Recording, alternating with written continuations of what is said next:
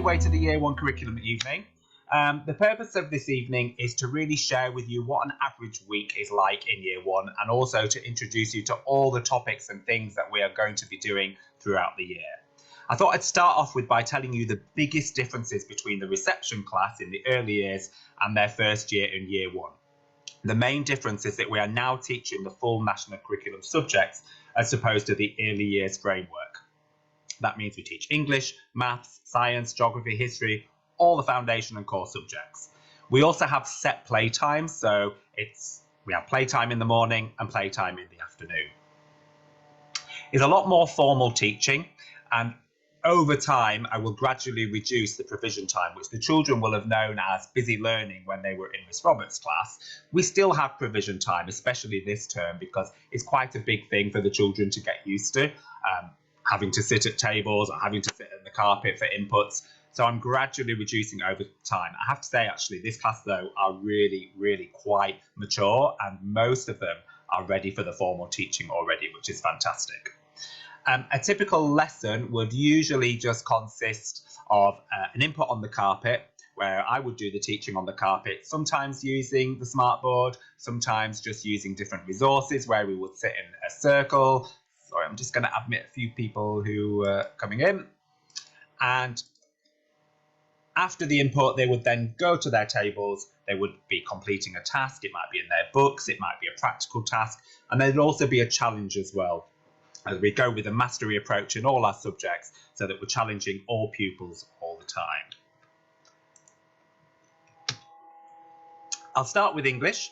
English is really made up of our phonics lessons, our reading lessons, our writing lessons, and our SPAG, which is our spelling and grammar.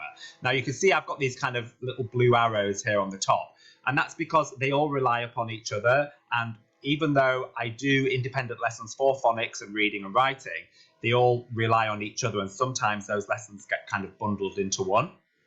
I'll start off with the Floppy's phonics. So at St Mary's, we use something called Floppy's phonics. It's also already been used in reception. It's what we call a synthetic phonics system. And a typical lesson would start off with me showing them the flashcards for all the sounds that they've learned. And they basically look like the little green one that you can see on the screen here. And the children just repeat that sound. So they'd go ch as in chick. After that, we'd then move on to using the smartboard, where we have this section here where you can see it's called the rainy week. I'll just put my little laser so you can see. And they have to look for words that have those sounds in, read them. We practice writing them on their whiteboards, and then there are other little games and activities we can do. And that is what we call session 1, and we do that on day 1 in the week. On day 2, we then do a little revision of those sounds, maybe playing a bingo game, and then they go on to these activity books where there are different tasks within there for them to complete. There's usually a reading task, there's a spelling task, and a writing task. So the phonics lesson incorporates all of those English subjects. It incorporates the phonics, recognizing the sounds. It incorporates writing, reading, and also speaking and listening. And that's done over 2 days. And then on day 3, we go back to day 1 with new sounds. Now, at the moment, we are still revising sounds that they've learned in reception. But I think either the end of next week or the beginning of the week after, I'll start introducing new sounds to them. They're a really strong cohort with phonics. I'm really pleased already with the start that we've made. So I think we should, going forwards, be making really, really good progress. I'm just going to have a little look. I think somebody's already wanted to ask a question. So what I'll say is at the end, I will unmute everybody. And if you want to ask questions at the end, if there's anything really urgent, then you can put it into the prompt. I think it was Ernie's mum. You're saying you can't see the PowerPoint. It is being shared. So let me just have a look and see if I can see why. It is currently sharing. So what I will do is this will go onto the website at the end, and you should be able to see the video with the full PowerPoint at the end. So hopefully you will be able to see that afterwards. The second part that I wanted to explain to you about the synthetic phonics is what that actually is. You might hear your children sometimes saying, oh, phoneme, grapheme, digraph, trigraph, And this is the vocabulary that we do use. So I just thought I'd give you a quick brief introduction to it in case you're not used to synthetic phonics systems. So the phoneme is basically the sound that is being made. So in this example on the screen here, it's the ch sound as in chick.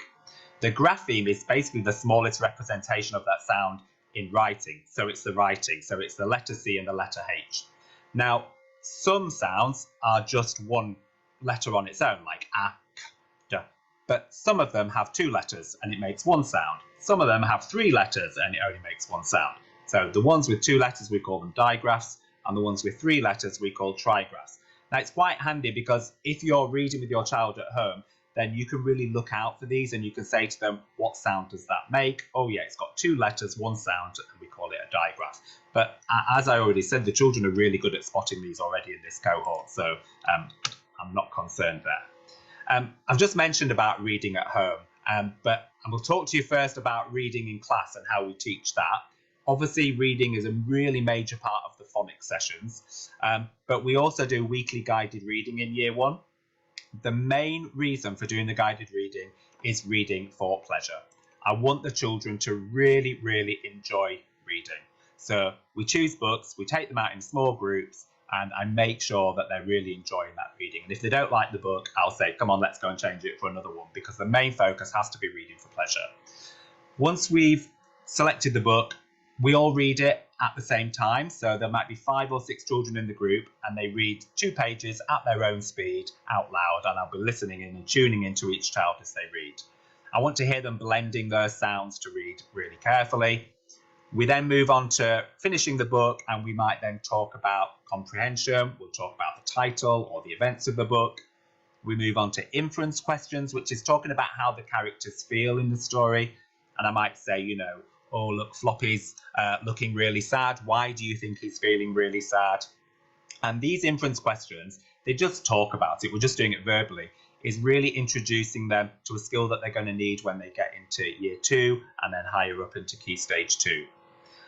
Talking about the book is really, really valuable, because even the children that might have struggled to actually read and comprehend the book, once you start to talk about the book with them, they can get a grasp of the main events and what's actually happened. I've put a little tips on the side here about how you can help at home. I put reading little and often. Look, I know how busy everybody is, and we say, oh, you know, you need to read with your child every night, and it doesn't always get done, does it? You know, in the ideal world, it would. But little and often is the best bet. Now, what we're doing now is we're sending home 2 reading books and an additional phonics book for you to read. And you've got the whole week to do that. I always encourage the use of intonation as well. I was listening to the group the other day, and one of the boys, he was just reading with such expression. So there was lots and lots of praise when they put in expression, and that I say to them, don't read like a robot, and really get them to, you know, using that up and the down, and for the different sounds, or if the letters are in bold, get them to increase their volume, and really lots and lots of praise for every effort in the reading would really help.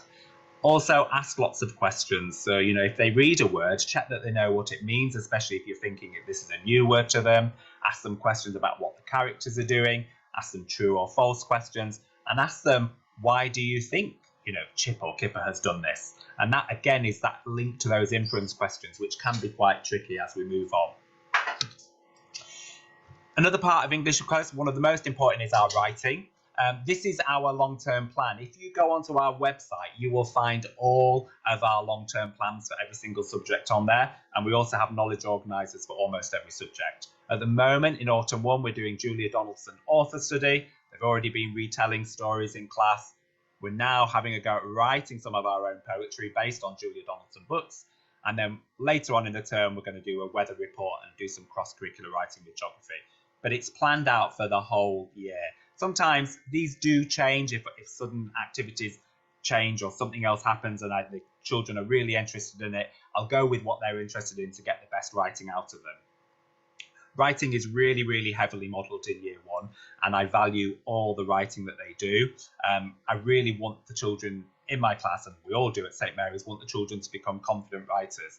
So if they do any writing at home, please bring it in. Some of the children have already been doing that already, and it's fantastic to see. And like I say, even if you think, oh, well, it's just been scribbled on a bit of note paper, send it in. We value it. We give them that confidence and say, you know, you are a good writer. How you can help at home? Well, we send the spellings home every half term, so if you could help them practice those at home, that would be really appreciated. And like I've just said, encourage your child to write at home, labeling pictures, writing a diary, writing a short story. Or even today, a boy's brought one in where he's obviously told the story and the parent described it for him and he's drawn a picture. It's still his ideas, and that's the early development of writing. Getting those ideas from his head onto paper is perfect. And again, by valuing that and showing the child that we value that, it's going to encourage them to become confident writers. Handwriting, we use something called precursive. I put a little example of it here. So it has what we call the scoop ups and like these little flicks. The reason we're doing this is because this really helps them to form joint up handwriting when they get older. It can be quite tricky. I didn't learn this when I was at school. I always make a joke with my children when it comes to S. I'm like, oh, Mr. Waddington can't do the letter S. And I do really struggle with it. So I know why the children find it hard as well. But it does really help. I've seen it higher up where the children have already learnt these scoops and the flicks. When they come to join up, it's so much more natural and the flow is so much more easier for them. Again, if you want to practice these at home, there are different handwriting books you can get, but I wouldn't waste your money. I would just practice with it on pieces of paper and get them to have a go at copying these letters. The other part of English is our spelling and grammar. I tend to teach that as a little starter at the beginning of the lesson, but what I've put on the side here is this is what the government say they should be able to do by the time they finish in year 1. So it's knowing the plural rule, using S and ES in the right place, adding un to the start of a word. So we're looking at prefixes here. So we might say you've got the word happy, but when we add the word un to it, it changes the meaning of the word. And I also spell it out. I'll say it's the UN prefix so that they actually know that that's how you spell it. Then we're looking at suffixes. So these are letters that we're adding to the end of a word. So they need to know that when they add ing or ed, er, or est, it makes a new word. So help becomes helping, help becomes helped. And also writing the correct spellings in simple sentences that they hear my teacher say. I tend to leave that until the summer term because it's probably one of the hardest ones where I will read out some short sentences and they have to write them down. We have a thing called the common exception word list. And those are the spellings that I'm sending home at the moment. So by the end of year 1, there's a list of words that all children have to be able to read and spell. I'm sending them home as spellings. We do lots of sessions on that, even at the end of guided reading. I have the flashcards with those on. We use them in phonics. Again, you can find those on the internet for free. You can either print them off or you can just do them on screen just to help your child read those words. In our maths lessons, we have 1 mental maths lesson a week, and we have 4 white rose lessons, which I'll explain what that is in a minute. And the white rose lessons are made up of varied fluency, which is really just about learning that skill and getting very good at it. And the second part is the problem solving and reasoning. And the way that we learn to do maths in year 1 is we use lots of concrete materials. So we use Numicon, Deans, counters, objects. We do lots of drawing so that there's picture and visual representations to help the children. We use part-whole models, bar models, and then we use the mental and the written methods like the number sentences. So when I talk about concrete materials, I'm meaning things like this, the cubes, the base 10, these charts here the Numicon, that we use, and the 10 frames with the counters. We use these a lot in year 1. And again, if you want to get these, you can, but it's not necessary. We have plenty of them in school. But these visual representations and these concrete materials really help children lower down to develop strong mathematical understanding. The fact that some children actually need to touch these things, they need that kinesthetic learning, they need the concrete materials to help them understand the concepts. For those of you who don't know what part-whole models are, this is an example of one here. So you've got the whole amount at the top being the number 4, and these are the 2 parts to it, 3 and 1. Now, for some children, they don't like these. Some children, it really does help them then to complete a missing number problem like this, because then see 1 add something equals 4. They know the whole amount is 4. 1 part is 1, so the other part has to be 3. And if they've made that on a part-whole model using counters in the classroom, it's really going to help them to see the answer. And even for a simple addition, and you can see you can swap them around. Sometimes you've got the parts here and sometimes the whole at the bottom. They can also be sideways as well. This is what we call a bar model. Like a part-whole model, you've got the whole amount at the top and then the 2 parts here. And again, this is just really helping the children to visually see that 9 add something equals 10. So what number needs to go in here? And then they work out it's 1. And then that helps them to do that more formal written calculation.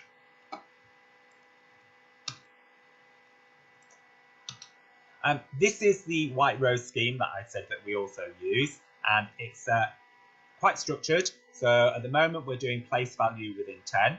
We'll then move on to addition and subtraction within 10 and then some work on shape. Now if you look at the spring term, we then go back to place value, but you can see we've now increased it and we're working up to numbers to 20. Same for addition and subtraction up to 20. And then the second part of the spring term, we increase it even more to numbers within 50.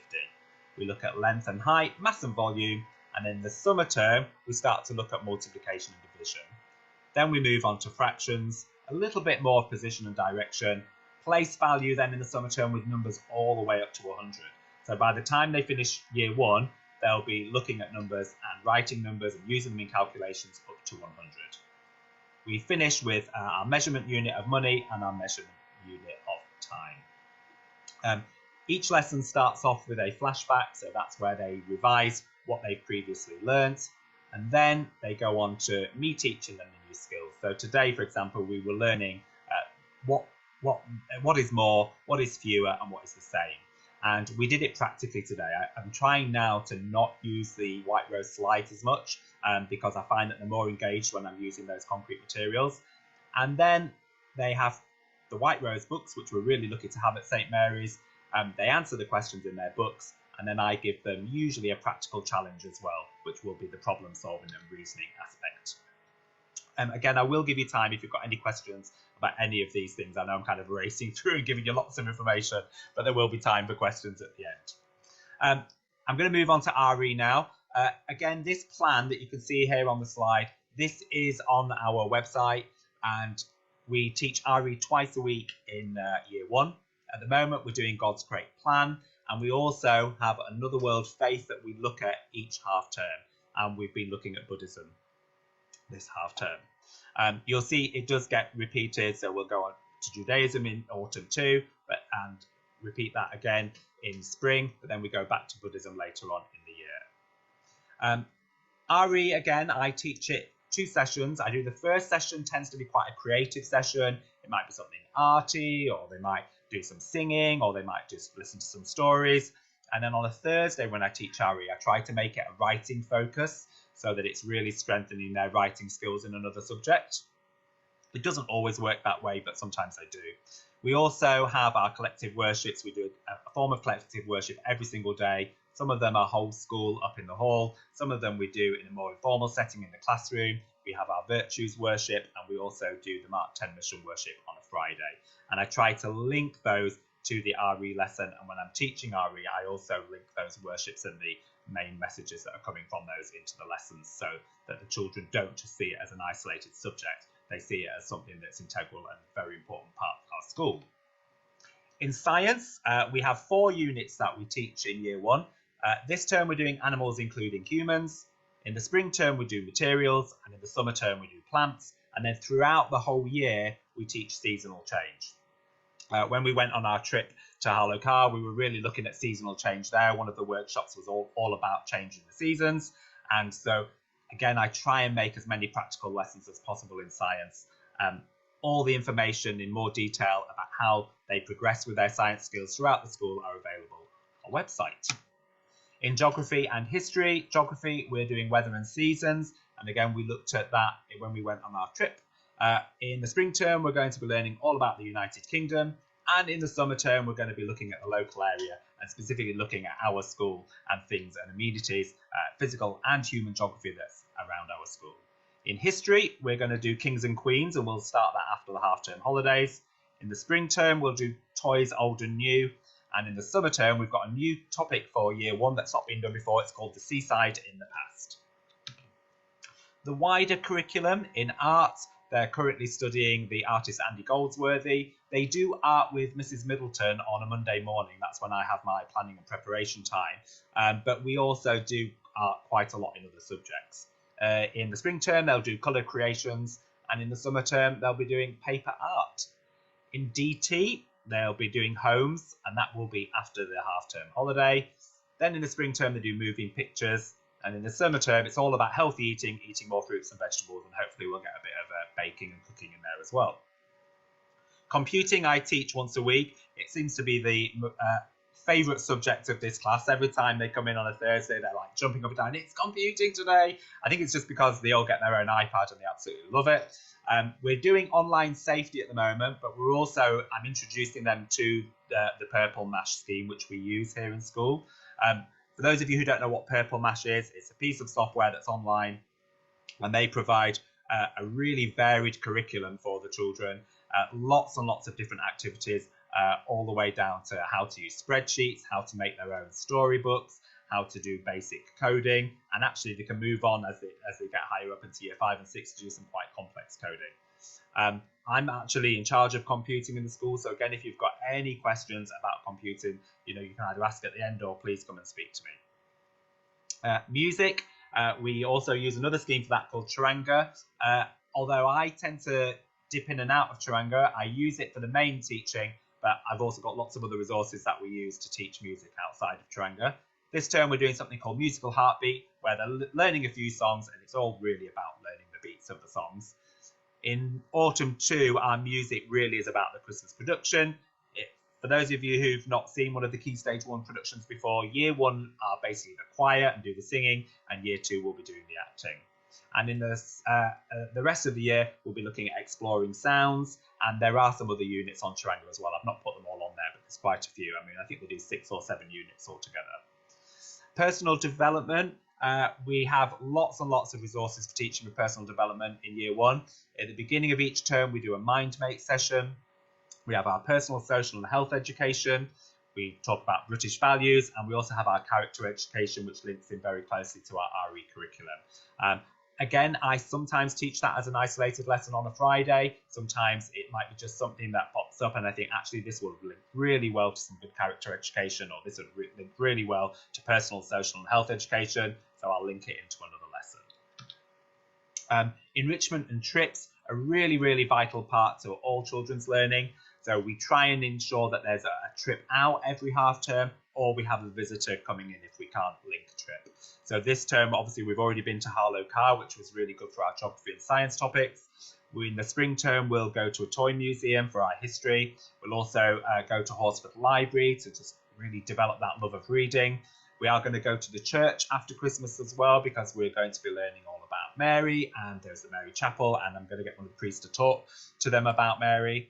We hopefully, in the summer term, are going to do a trip to the seaside.